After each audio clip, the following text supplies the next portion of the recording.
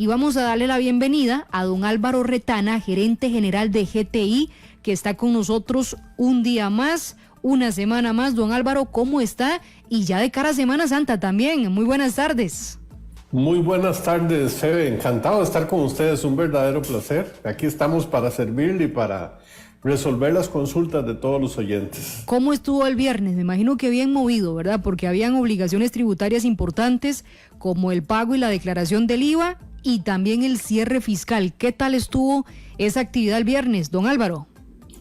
Bien, aunque tenemos algunos datos de que no todos presentaron la declaración, algunos seguros se fueron de viernes olvidando las obligaciones tributarias y van a tener que tomarlo en cuenta porque la idea es que el 100% pudiera cumplir con ese plazo tan importante de presentar la declaración del impuesto de la renta y cerrar el periodo fiscal del 2023, pero no todos lo hicieron. Ahora sí, si yo soy, ¿verdad?, una de esas personas que el 15 de marzo fue el último día para declarar y pagar la renta y no lo hice, ¿ahora qué puedo hacer, don Álvaro? Se deben estar preguntando esas personas porque me imagino que la multa no se la quitan de encima, ¿es así?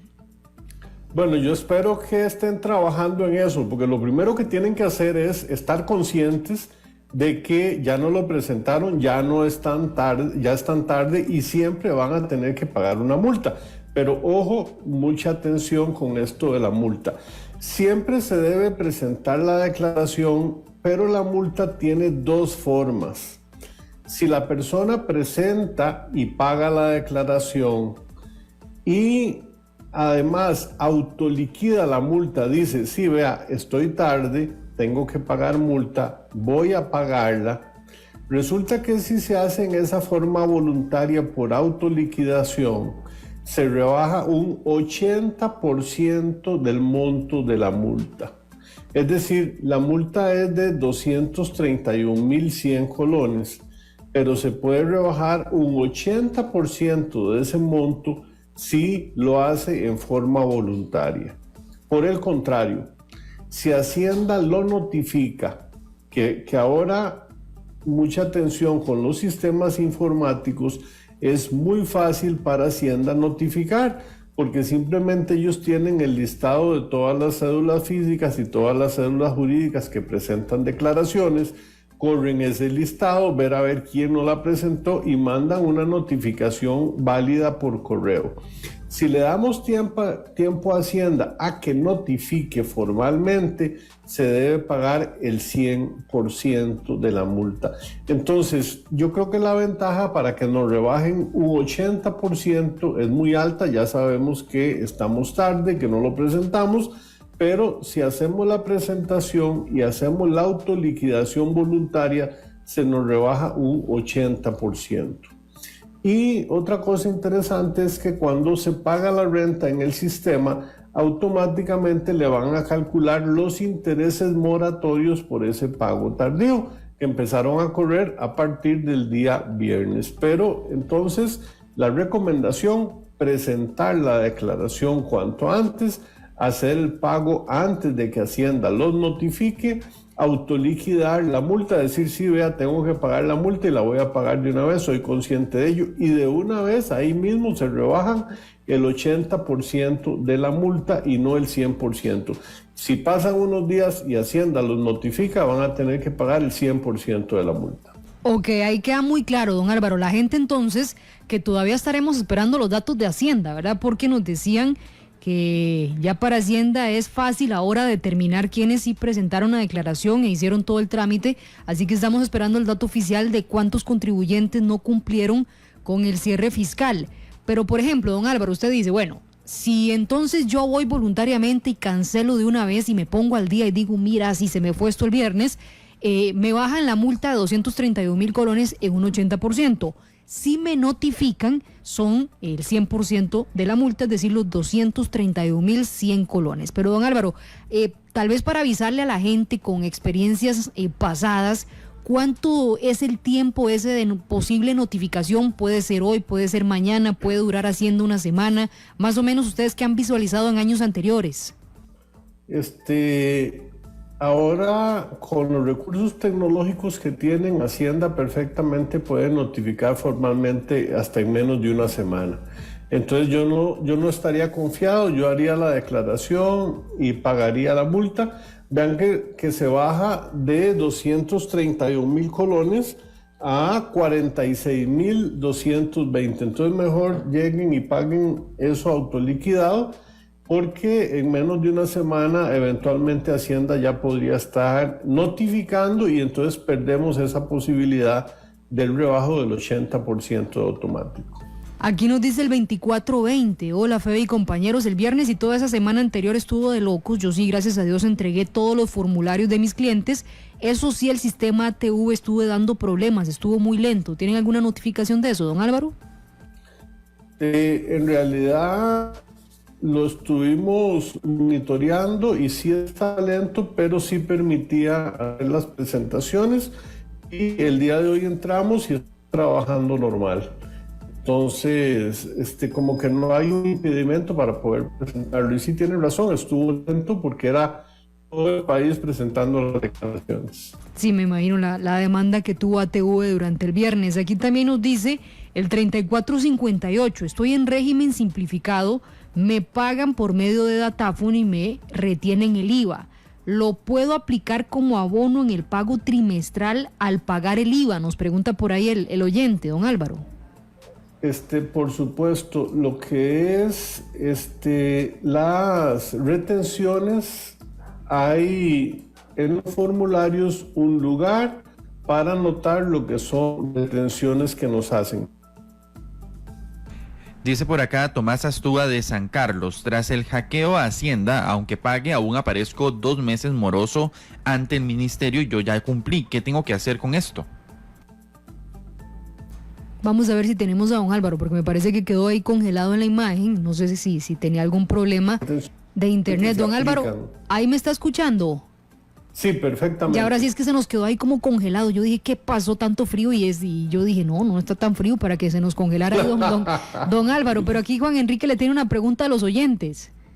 Sí, don Álvaro, decía don Tomás Astúa de San Carlos que tras el hackeo, aunque él pague, aún aparece moroso 2 meses ante Hacienda y él ya cumplió, que cómo puede hacer para solucionar este problema. Personalmente a una de las sucursales, mostrar los recibos y entregar una nota para que le arreglen eso y se lo pueden arreglar. Por aquí también dice Julio de Matina: ¿es necesario y urgente declarar con la ayuda de un contador y cuánto se le debe pagar al contador? El contador va a cobrar una cantidad de horas, el cobro es por hora y dependiendo de la complejidad de la empresa. En una empresa pequeña puede que una declaración tome 2 a 3 horas hacerla, entonces el pago no es tanto. Lo principal es consultar al contador y pedirle una cotización. Dice por acá también Sara desde el sector de Orotina: ¿qué pasa si yo no me pude contactar con Hacienda para hacer el cierre fiscal? ¿Quién me puede asesorar? Un contador es el que la podría asesorar, porque ahora ya sí se podría contactar, hacer el cierre fiscal y presentar las declaraciones. Don Álvaro, ¿qué sigue en este momento luego del cierre fiscal? Evidentemente todos los 15, declaración y pago del IVA, pero ¿qué sigue para los contribuyentes? Porque entendiendo que mucha gente la próxima semana se va a ir de vacaciones, va a cerrar tal vez su negocio, va a dejar de trabajar para tomar unas vacaciones, ¿puede pasar por alto alguna fecha importante que se nos avecine? Bueno, el 15, el día viernes, además de esta declaración tan importante de cierre fiscal, debieron presentarse las declaraciones de retenciones en la fuente, lo del IVA del mes pasado y las declaraciones de renta de capital mobiliario e inmobiliario, entre otras. Y muy importante que ya presentadas estas declaraciones, uno puede entrar al ATV de Hacienda, poner el número de cédula, sea personal o sea de la empresa, persona física o jurídica, y con eso uno puede consultar lo que se llama la consulta de la situación tributaria. Y ahí le va a decir si uno es moroso o es omiso. Entonces, Los que tienen un contador contratado podrían verificar si él hizo bien su trabajo entrando a la ATV personalmente y haciendo la consulta de si la empresa es morosa o es omisa, y ahí ya van a poder tener la tranquilidad de que el contador les está haciendo todo el trabajo. Don Álvaro, nos consultan por acá si es posible hacer arreglos de pago virtuales o hay que ir necesariamente hasta el Ministerio de Hacienda. No, hay que ir al Ministerio de Hacienda y se pueden hacer arreglos de pago efectivamente, principalmente en todo lo que son multas. Hay rubros que no permiten arreglo de pago, por ejemplo el IVA, sí hay que pagarlo completo, pero en lo que es pagos de renta o pagos de multas se pueden hacer arreglos de pago. Don Álvaro, ¿qué viene a corto plazo, verdad, en cambios en contabilidad, en facturación, tomando en cuenta, yo siempre se lo he dicho a mis estudiantes cuando doy clases, les digo, es que yo no me imagino un contador si no se está actualizando constantemente, y así pasa, ¿verdad? Porque los sistemas de contabilidad se están actualizando constantemente.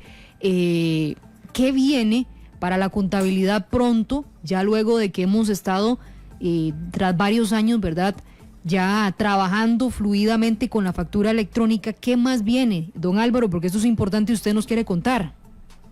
Sí, muchísimo, porque Costa Rica empieza a quedarse atrás frente a otras naciones. Europa en realidad va muy adelantado. Han definido una serie de documentos electrónicos estándares, más de 150 documentos que facilitan mucho todo en la operación de las empresas. Viene, por ejemplo, la contabilidad electrónica, que ya está en México, en Brasil, en Colombia, en otros países, donde uno va a tener que presentar, igual que la factura electrónica, la contabilidad completa, los 5 libros contables todos los meses en forma electrónica a tributación, y ellos lo que hacen con eso es aumentar el control que tienen sobre las empresas. La planilla electrónica es muy importante y ya está en otros países también, porque donde la empresa presenta planilla electrónica, aquí todos los que ocupen saber de la planilla tendrían la misma planilla electrónica certificada sin ninguna diferencia. Entonces lo que se hace es que se entrega una sola planilla por parte de la empresa, y esa planilla iría para los bomberos, para la Cruz Roja, para el IMAS, para el Instituto Nacional de Seguros, para la Caja, para todas las instituciones que ocupen la planilla si esta fuera electrónica. Y han estandarizado en Europa otros documentos, como por ejemplo carteles de licitación, para que puedan estudiarse y presentarse ofertas en forma estándar. Hay un récord que tienen en Europa donde hicieron un cartel de licitación y participaron empresas de 192 países.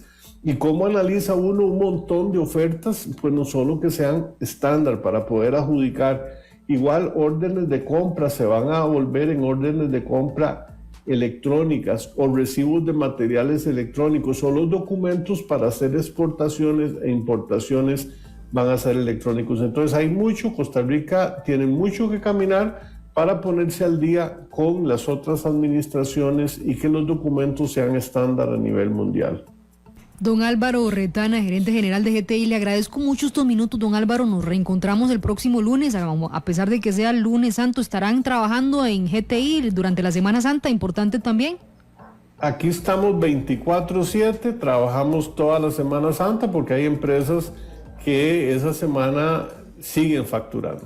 Totalmente. Bueno, un abrazo, don Álvaro Retana. Muchas gracias por estar con nosotros, como todos los lunes, aquí en esta sección de GTI Facturación Electrónica, los expertos en temas de facturación y que lo capacitan a usted 24/7.